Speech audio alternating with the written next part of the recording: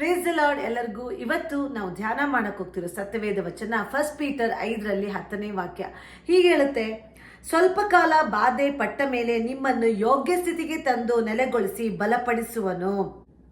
ಇವತ್ತು ಜನರು ನಿಮ್ಮನ್ನು ನೋಡಿ, ನಿಮ್ಮ ಪರಿಸ್ಥಿತಿಗಳನ್ನು ನೋಡಿ ಕೀಳಾಗಿ ನೋಡ್ಬೋದು, ನಿಮ್ಮ ಪರಿಸ್ಥಿತಿಗಳನ್ನು ನೋಡಿ ನಗಬಹುದು, ಇವರ ಕತೆ ಮುಗೀತು ಅಂತ ಹೇಳ್ಬೋದು.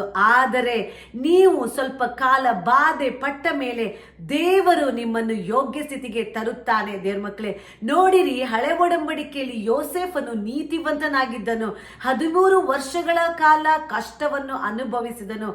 ಆದರೆ ಆತನು ಕಷ್ಟ ಅನುಭವಿಸಿದ ಮೇಲೆ ಐಗುಪ್ತ ದೇಶದ ಮಂತ್ರಿಯಾಗಿ ದೇವರು ಆತನನ್ನು ಆಶೀರ್ವಾದ ಮಾಡಿದರು. ಇಲ್ಲಿ ಈ ವಾಕ್ಯವನ್ನು ಕೇಳುತ್ತಿರುವ ದೇವ ಜನರೇ, ನೀವು ದೇವರ ಸನ್ನಿಧಿಯಲ್ಲಿ ಬೇಸರಗೊಳ್ಳದೆ ಪ್ರಾರ್ಥನೆ ಮಾಡುವಾಗ, ದೇವರಲ್ಲಿ ನಂಬಿಕೆ ಇಟ್ಟು ನೀವು ನೀತಿವಂತರಾಗಿ ಜೀವಿಸುವಾಗ, ದೇವರ ಸತ್ಯ ಜೀವ ಮಾರ್ಗದಲ್ಲಿ ನೀವು ನಡೆಯುವಾಗ ಖಂಡಿತವಾಗಲು ದೇವರು ನಿಮ್ಮನ್ನು ಆಶೀರ್ವದಿಸಿ ನಿಮ್ಮ ಜೀವಿತದಲ್ಲಿ ದೊಡ್ಡ ಕಾರ್ಯವನ್ನು ದೇವರು ಮಾಡೋರಾಗಿದ್ದಾರೆ. ಆಮೇನ್. ಈ ವಾಕ್ಯದ ಮುಖಾಂತರ ದೇವರು ನಿಮ್ಮ ಜೀವಿತದಲ್ಲಿ ದೊಡ್ಡ ಕಾರ್ಯವನ್ನು ಮಾಡೋರಾಗಿದ್ದಾರೆ. Amen. God bless you all.